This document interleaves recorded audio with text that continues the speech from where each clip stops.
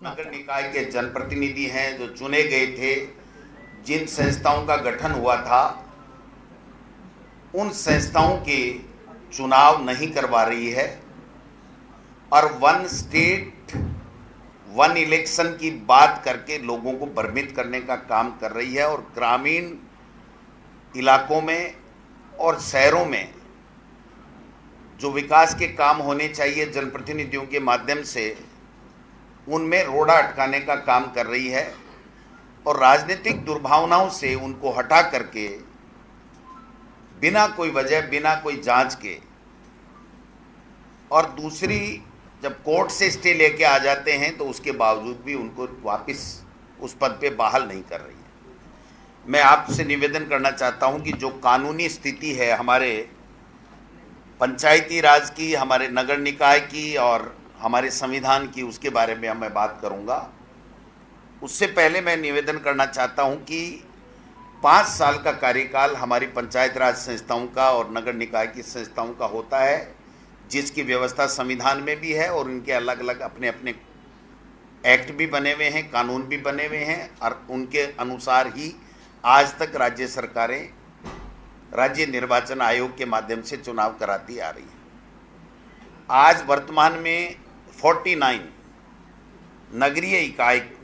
की अवधि पूरी नवंबर में हो चुकी है, 5 साल पूरे हो चुके हैं। पंचायती राज में 6,759 ग्राम पंचायतों का कार्यकाल 31 जनवरी को पूरा हो गया और 704 ग्राम पंचायतों का कार्यकाल इस मार्च में पूरा हो जाएगा। यानी इनके चुनाव के लिए 6 महीने पहले से तैयारी करनी चाहिए थी। वोटर लिस्ट का बनाना या पुनर्सीमांकन करना, जो भी परिसीमन करना, जो काम करना था इनको पहले करना चाहिए था और इनकी समयावधि पूरी होने से पहले इनको चुनाव करवाने चाहिए थे। ये कॉन्स्टिट्यूशनल भी मैंडेटरी है और बाई लॉ भी उनके लिए बाध्यकारी है, जिसकी पालना ये राज्य सरकार नहीं कर रही है। मैं आपको राजस्थान नगरपालिका अधिनियम 2009 की धारा 7 बताना चाहता हूं और धारा 17 दोनों स्वायत्त शासन इकाइयों के कार्यकाल 5 साल और 5 साल से पहले पहले उनकी इकाइयों का गठन होना चाहिए और अगर बीच में किसी इकाई का विघटन हो जाता है तो विघटन हो जाने की दिशा में अगर 6 माह से ज़्यादा का कार्यकाल है तो उस शेष अवधि के लिए उसका दोबारा निर्वाचन होगा, उसके दोबारा चुनाव होंगे। यानी कहने का मतलब अगर पहले विघटन भी हो गई तो 6 महीने के से ज़्यादा का अगर समय है तो शेष अवधि के लिए होगा, नई के लिए नहीं होगा। ये स्थिति नगरपालिका के इस कानून के अंतर्गत है। पंचायती राज में भी जो मैं निवेदन करना चाहता हूँ कि धारा 17 पंचायती राज अधिनियम 1994 की भी ये धारा ये कहती है कि 5 साल के लिए चुनाव होगा, 5 साल में इनको चुनाव कराने पड़ेंगे कार्यकाल समाप्त होने से पहले पहले, और वही 6 महीने का उनका कार्यकाल है कि 6 महीने से ज़्यादा अगर समय है तो उसका चुनाव कराया जाएगा। अगर 6 महीने से कम समय रह गया हो तो फिर उस संस्था के किसी भी रिक्त स्थान की, चाहे वो अध्यक्ष का हो, चाहे पार्षद का हो, चाहे कुछ भी हो, वो चुनाव नहीं कराया जाएगा। ये कानूनी प्रावधान है। दूसरा मैं निवेदन करना चाहता हूं कि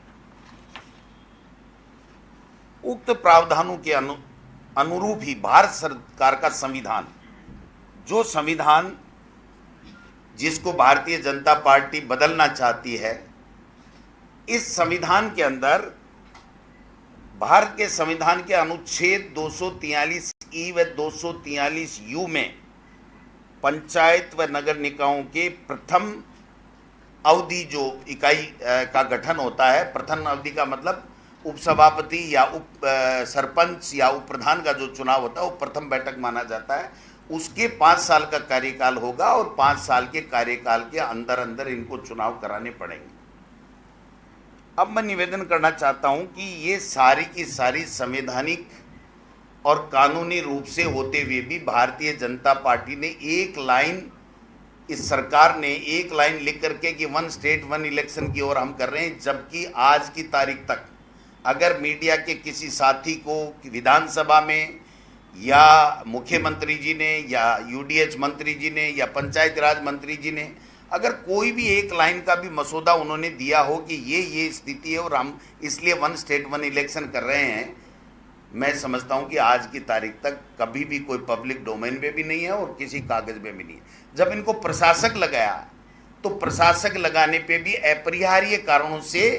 इनको 5 साल बाद में प्रशासक लगाया जाता है। नगर निकाय में तो अधिकारियों को दे दिए गए और पंचायती राज में ग्राम पंचायतों के सरपंचों को और पंचों की एक कमेटी बना करके दे दिए गए। मैं समझता हूं कि प्रशासक लगाने का कोई प्रावधान है ही नहीं। आप 6 महीने की अवधि अगर पूरी नहीं हो रही है तो आप लगा सकते हो। 4 महीने रह गए तो आप प्रशासक लगाओगे अगर किसी इकाई का विघटन हो गया तो, नहीं तो आप नहीं लगाओगे और वो चुनाव हो जाएंगे। मैं आपको निवेदन करना चाहता हूं कि सरकार परिसीमन की बात कर रही है,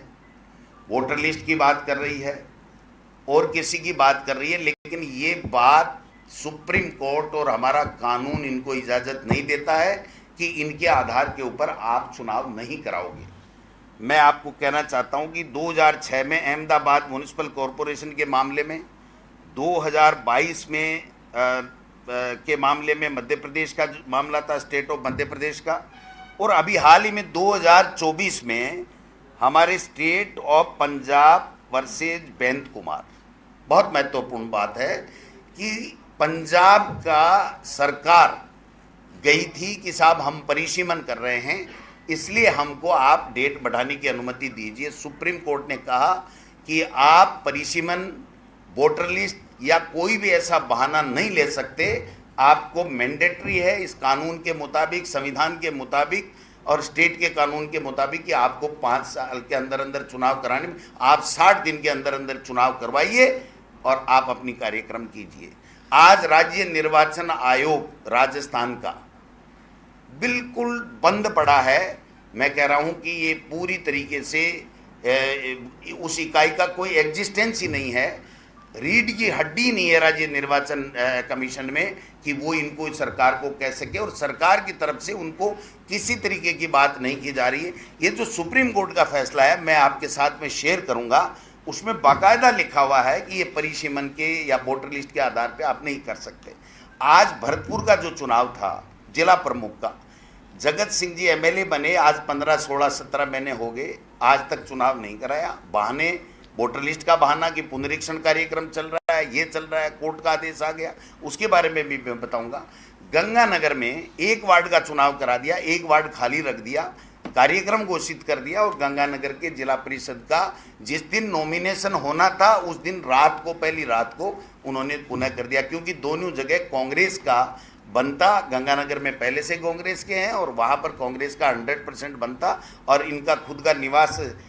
गृह जिला है मुख्यमंत्री जी का, इसलिए इनकी बेइज्जती होती, इसलिए उन्होंने ये काम नहीं किया। तो ये कानूनी स्थिति है। हम इसके लिए राज्य निर्वाचन आयोग का भी दरवाजा खटखटाएंगे, हम महामहिम राज्यपाल का दरवाजा भी खटखटाएंगे, और आवश्यकता हुई तो हम इसको गंभीरता के साथ में मनन मंथन कर रहे हैं कि हम हाई कोर्ट और सुप्रीम कोर्ट में भी जाना पड़ा तो कांग्रेस पार्टी जाएगी, क्योंकि ये मनमाने तरीके से संविधान का और कानून का उल्लंघन कर रहे हैं। दूसरी बात, जो परिसीमन इनका चल रहा है उसके बारे में मैं कहना चाहता हूं कि ग्राम पंचायतों में जो परिसीमन है उसमें पंचायती राज में 3000 की ग्राम पंचायत और मैक्सिमम 5500 की कोई ग्राम पंचायत है, उसमें 15% का शीतलन देते हुए इनको नई ग्राम पंचायत बनाने के परिसीमन दोबारा 2011 की जनगणना से करा रहे हैं। पहली बात तो 2011 से हमने भी करा लिए, लेकिन चलिए मान लिए अगर ये दोबारा भी कोई नया संशोधन ला करके करना चाहते हैं तो हमें परिसीमन में कोई आपत्ति नहीं थी, लेकिन ये काम परिसीमन का 6 महीने पहले, 8 महीने पहले हो जाना चाहिए था। वोटर लिस्ट बन जानी चाहिए थी, जो हाथ पे हाथ धरे बैठे रही, क्योंकि इनकी मंशा साफ नहीं थी और इनको पता नहीं है, इस सरकार को, मुख्यमंत्री जी को ये पता नहीं है करना क्या है, कब करना है, क्या करना है। ऊपर से पर्ची आ जाती है तो ठीक है, नहीं पर्ची आती है तो मैं समझता हूं कि ये तो घर से बाहर भी नहीं निकलते कि आज जाना है मेरे को, नहीं जाना है। ये स्थिति सरकार की बनी हुई है। मंत्रियों के हाथ में कुछ भी नहीं है। आपने देखा होगा विधानसभा में जो स्थिति इनकी बनी हुई है क्वेश्चनों के जवाब देने की, और जो जवाबदेही की बात है तो उसकी आप बनी हुई है। तो मैं कहना चाहता हूं कि अगर 5,500 से एक ग्राम पंचायत ज्यादा है तो ही वो ग्राम पंचायत टूटेगी, नहीं टूटेगी। और पंचायत समिति और जिला परिषदों का जो पुनर्सीमांकन है उसमें किसी प्रकार की स्खलन नहीं है। यानी 2011 की जनगणना के आधार पे जो पहले से बने हुए, अगर कोई पंचायत समिति नई बनती है या टूटती है या जिला नया बनता है या टूटता है तो ही वो परिसीमन की दायरे में आते हैं, नहीं तो इनके उसमें दायरे में नहीं आते। ग्राम पंचायत इसलिए आ जाती है कि उसमें उन्होंने अपना 3,000 और 5,500 का एक नया सर्कुलर निकाल दिया, निर्णय ले लिया, तो उस निर्णय से वो लोग कर सकते हैं।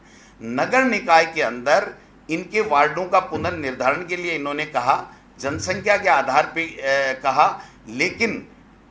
जो एरिया बढ़ा के मन मर्जी के आधार पे एरिया बढ़ा करके और वार्डों को ज़्यादा बढ़ाने का काम कर रहे हैं। हम कहते हैं उसके बाद उसमें भी आप अगर बढ़ा भी रहे हो तो आपको